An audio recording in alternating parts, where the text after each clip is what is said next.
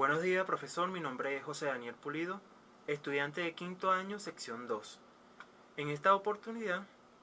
en representación de mi equipo conformado por Mariana Silvera, Annabel Vázquez,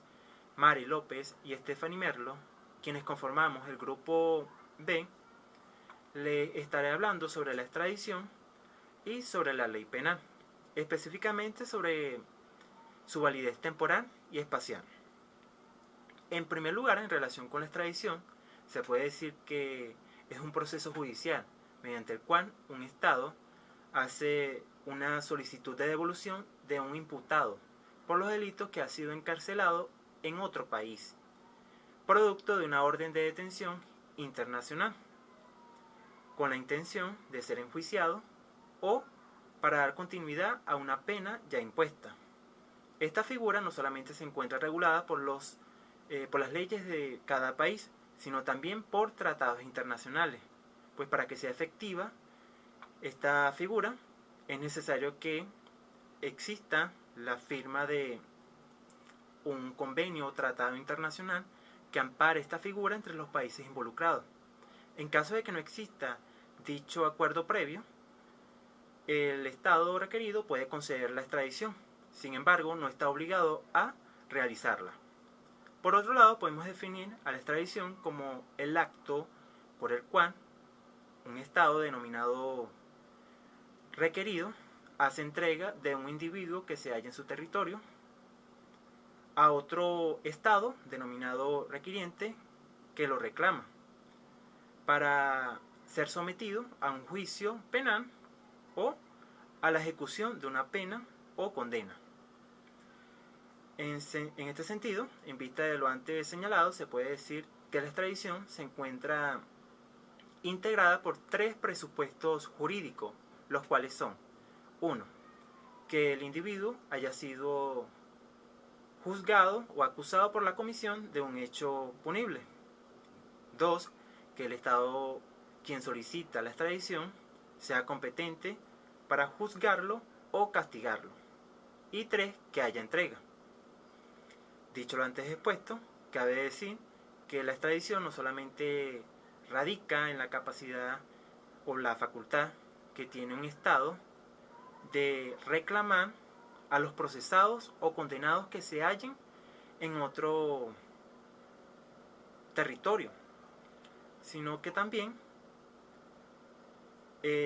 consiste en la obligación que tiene el Estado de asilo de entregarlos a los países quienes solicitan su devolución para ser efectiva la condena impuesta mediante sentencia definitivamente firme. Ahora bien, en cuanto a los tipos de extradición, podemos destacar la establecida por el Código Orgánico Procesal Penal, el cual hace referencia a la extradición activa y a la extradición pasiva. La activa tiene lugar cuando un Estado requiere la entrega de una persona que se halla en otro Estado para ser juzgado por la comisión de un hecho delictivo o para dar continuidad a una pena ya impuesta. En cambio, la pasiva es aquella entrega formal que realiza un Estado de un individuo a otro Estado quien lo reclama a causa de los delitos cometidos, con la intención de llevar a cabo un proceso judicial. Siguiendo este mismo orden de idea, cabe añadir la clasificación efectuada por Grisanti Aveledo, quien destaca dos tipos de extradición: la necesaria u obligatoria y la facultativa o potestativa. La necesaria es aquella que tiene lugar cuando entre el Estado requiriente y el Estado requerido existe un tratado internacional de extradición vigente, en el cual también se incluya el delito que motiva la solicitud de extradición. En este caso, el Estado requerido está jurídicamente obligado a concede la extradición. Ahora bien, en cuanto a la extradición facultativa o potestativa, es aquella que tiene lugar cuando entre el Estado requiriente y el Estado requerido no tiene un tratado internacional de extradición vigente, o de haberlo, no incluye en él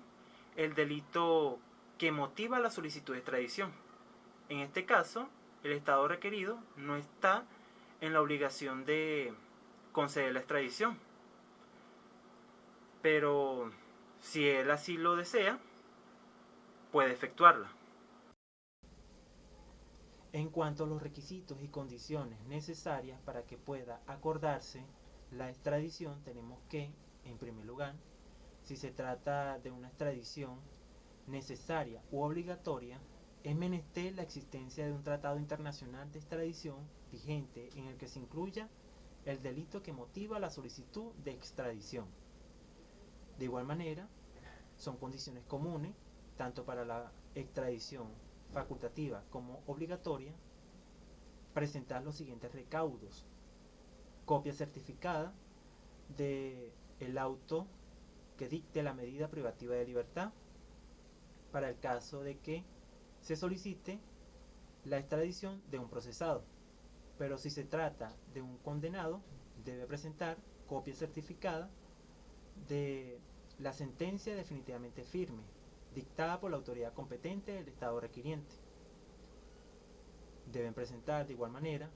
copia certificada de las actas procesales que suministren infundados indicios de culpabilidad contra la persona de quien se solicite la extradición, para el caso de los procesados. Pero si se trata de condenados, deben presentar prueba plena de culpabilidad contra este. Asimismo, deben presentar copia certificada de las disposiciones legales que tipifiquen el hecho delictivo y establezca la sanción aplicable, así como también el grado de participación que se le atribuya a la persona que haya de ser extraditada. Por otro lado, deben presentar los datos relativos a la afiliación de la persona reclamada, esto con la finalidad de poder ser identificada o individualizada la misma. Por otro lado, cabe agregar que la extradición solamente se acuerda por los delitos y no por faltas. En este mismo orden de idea también resulta importante añadir que no se puede extraditar a las personas nacionales, es decir, a los venezolanos, porque está terminantemente prohibido en el artículo 69 de la Constitución de la República Bolivariana de Venezuela. De igual manera, el delito no puede ser político, ya que si lo fuera, se le otorgaría asilo político. También, el delito no puede tener como pena aplicable en la legislación del Estado requiriente la cadena perpetua o la pena de muerte, y que en ningún caso se podrá negar la extradición de los extranjeros o extranjeras que hayan sido responsables o son responsables de los delitos por legitimación de capitales, delincuencia organizada internacional,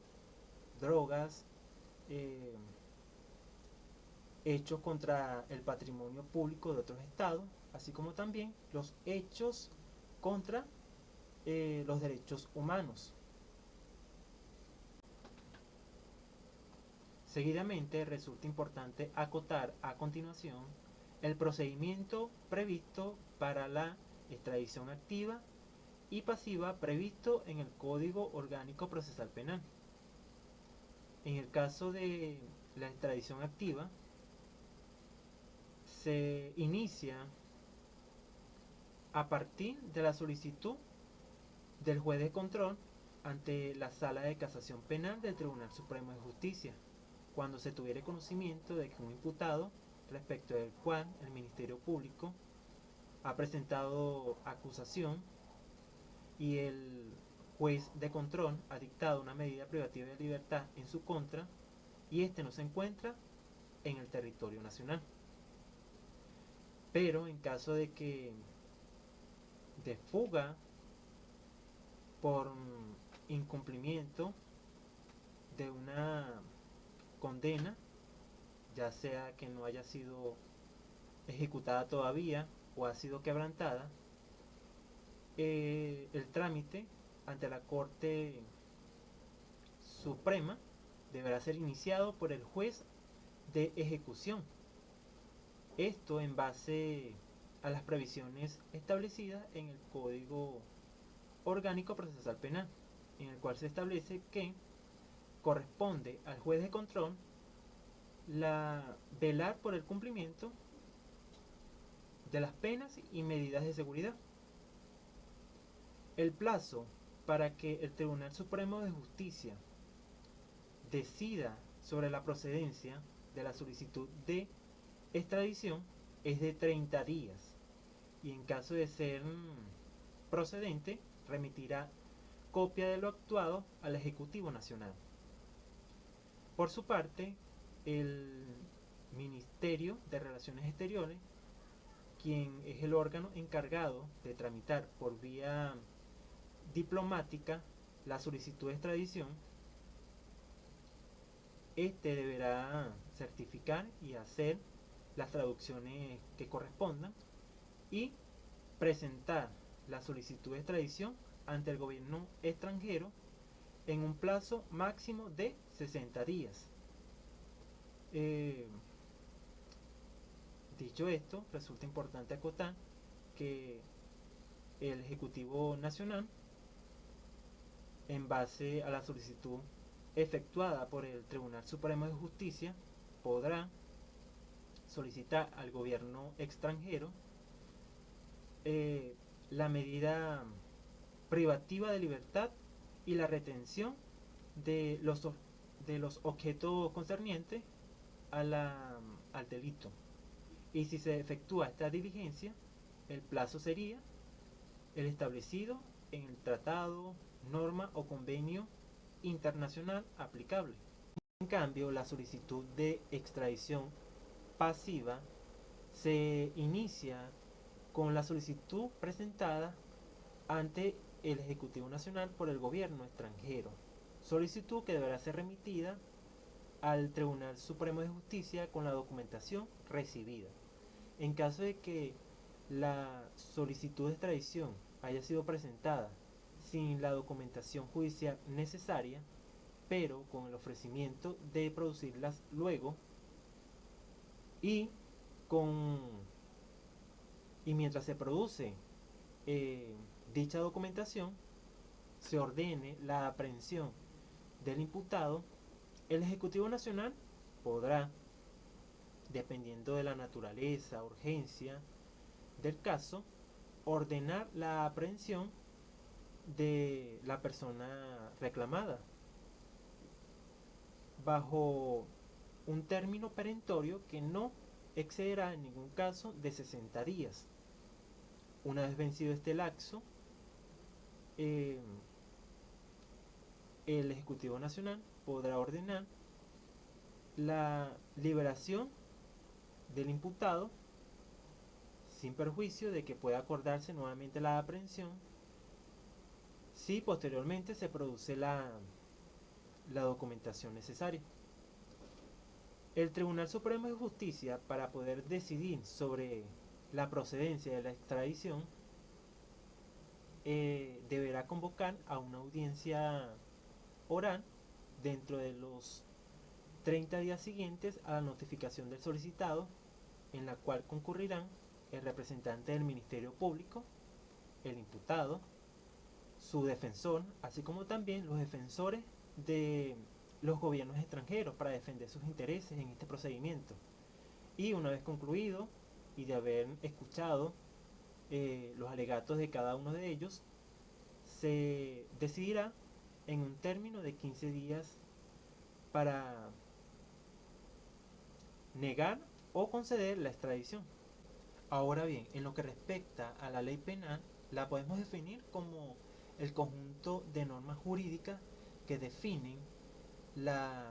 los delitos y las faltas que establecen la responsabilidad específica de las penas o medidas de seguridad que a las distintas figuras delictivas o peligro social corresponden. Dicho lo antes expuesto, se puede tratar a continuación lo relativo a la validez temporal de la ley penal. Para estudiarla es necesario tomar en cuenta dos parámetros a saber, la vigencia y la derogación. En cuanto a la vigencia de la ley penal, se ha establecido que al igual que otras leyes de la República, es obligatoria desde el momento de su publicación en la Gaceta Oficial o desde la fecha posterior que ella misma indique, según el artículo 1 del Código Civil. De igual manera, se establece en el artículo 215 de la Constitución de la República Bolivariana de Venezuela que toda ley quedará promulgada a partir de su publicación con el correspondiente cúmplice en la Gaceta Oficial de la República Bolivariana de Venezuela. Por último, en relación a la validez espacial de la ley penal, se adopta como regla general para determinar la eficacia de la ley penal venezolana el principio de la territorialidad previsto en el artículo 3 del Código Penal venezolano, el cual establece que la ley penal venezolana se aplicará a todo hecho cometido en el territorio, independientemente de la nacionalidad del sujeto quien haya cometido el hecho punible.